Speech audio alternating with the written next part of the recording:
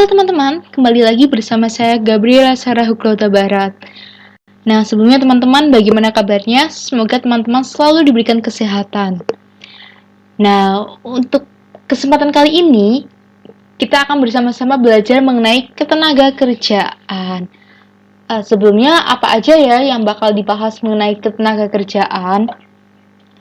Nah, ini hal-hal yang akan dibahas pada kesempatan kali ini. Yang pertama ada konsep ketenaga kerjaan, yang kedua pengangguran, yang ketiga peran tenaga kerja dalam pembangunan, dan yang keempat upaya meningkatkan kualitas tenaga kerja. Mari kita masuk pada konsep ketenaga kerjaan. Pengertian tenaga kerja. Tenaga kerja adalah setiap orang yang mampu melakukan pekerjaan guna menghasilkan barang dan atau produk serta jasa baik untuk memenuhi kebutuhan diri sendiri maupun orang lain. Kemudian jenis-jenis tenaga kerja. Tenaga kerja dibedakan menjadi dua, yaitu tenaga kerja menurut kualitasnya dan tenaga kerja menurut statusnya. Untuk tenaga kerja menurut kualitasnya dibedakan menjadi 3 poin, yaitu pekerja berpendidikan adalah tenaga kerja yang memiliki ilmu dan keterampilan yang didapatkan melalui proses pendidikan, misalnya seperti seorang guru, dokter, teknisi, dan lain sebagainya.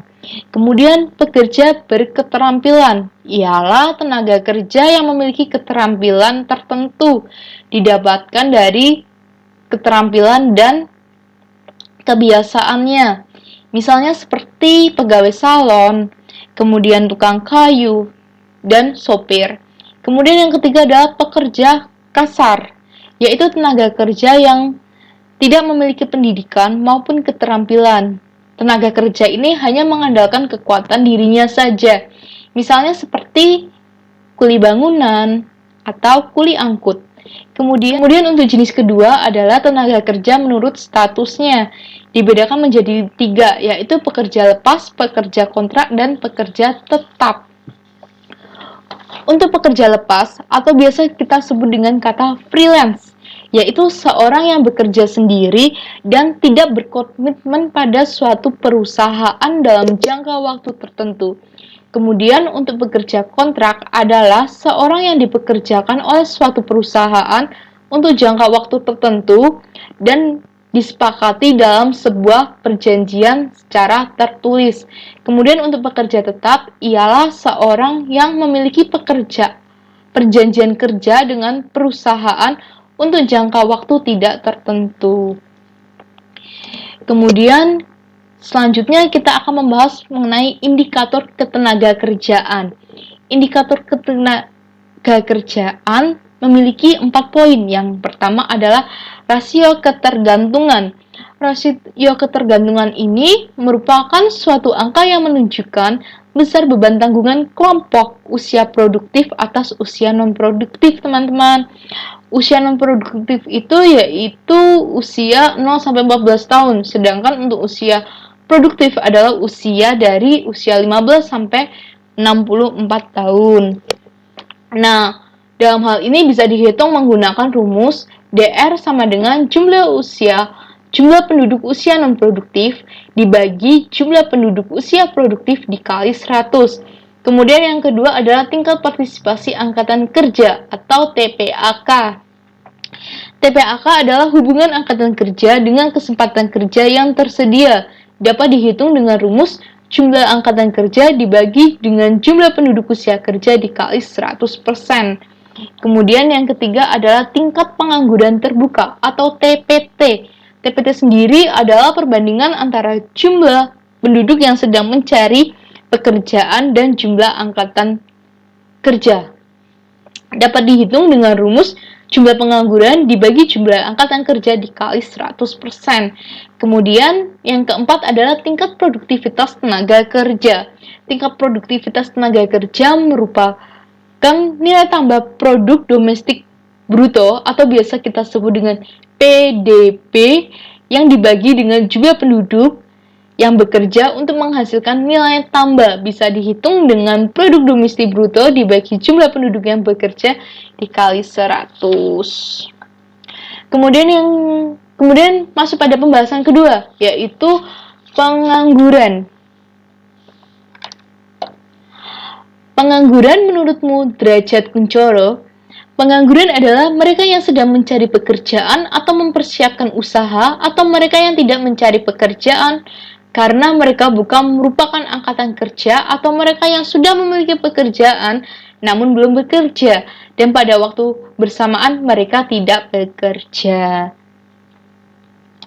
Kemudian jenis-jenis pengangguran dibedakan menjadi dua, yaitu jenis berdasarkan cirinya dan berdasarkan penyebabnya. Untuk berdasarkan cirinya terdapat 4 poin. Yang pertama adalah pengangguran terbuka.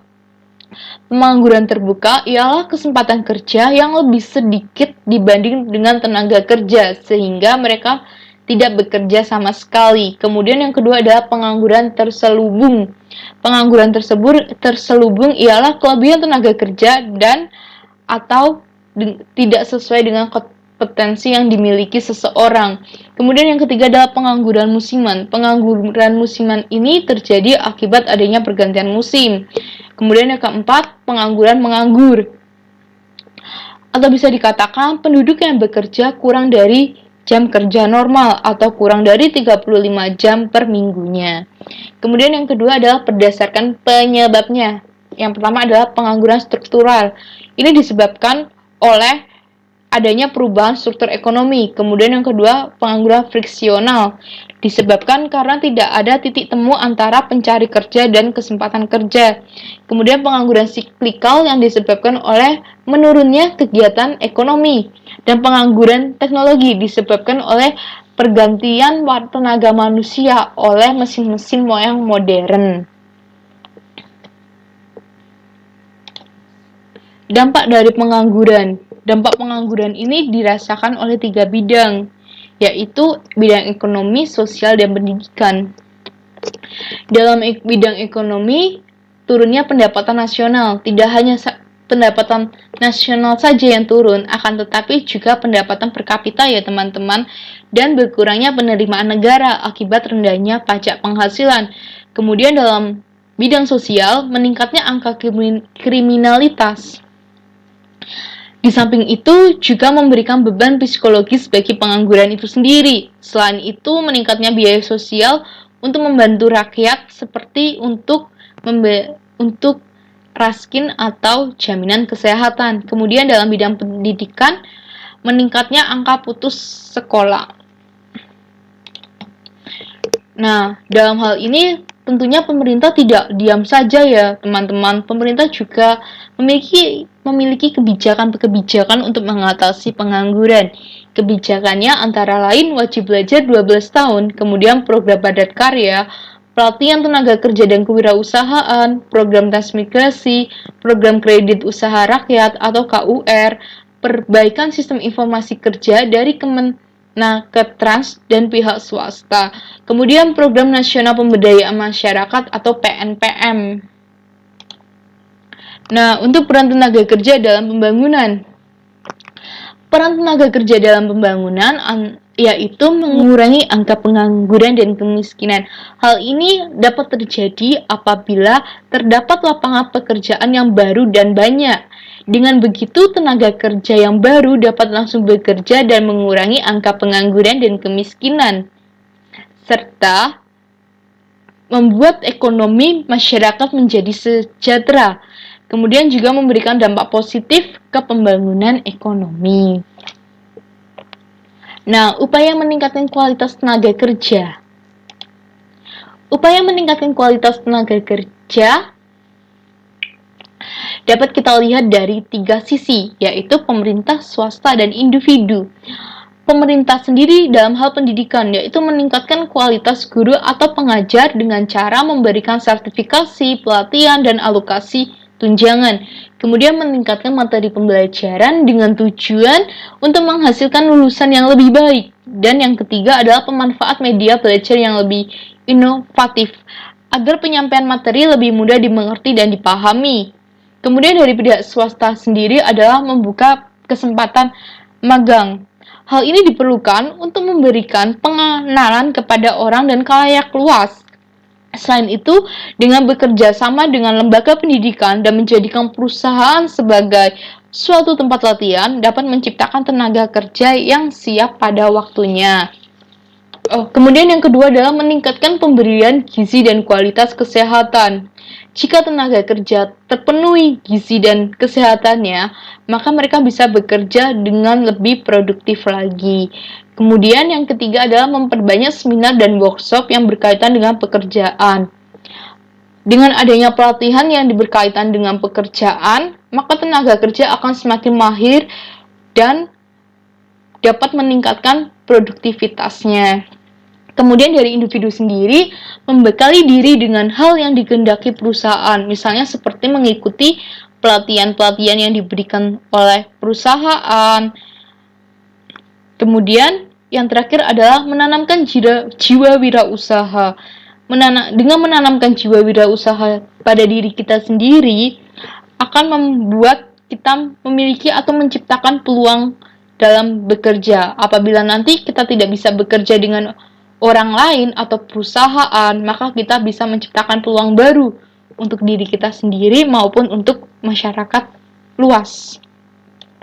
Kemudian sekian dari saya. Apabila terdapat kesalahan dalam pembelajaran kita pada kali ini, saya mohon maaf. Terima kasih sudah memperhatikan. Sampai jumpa.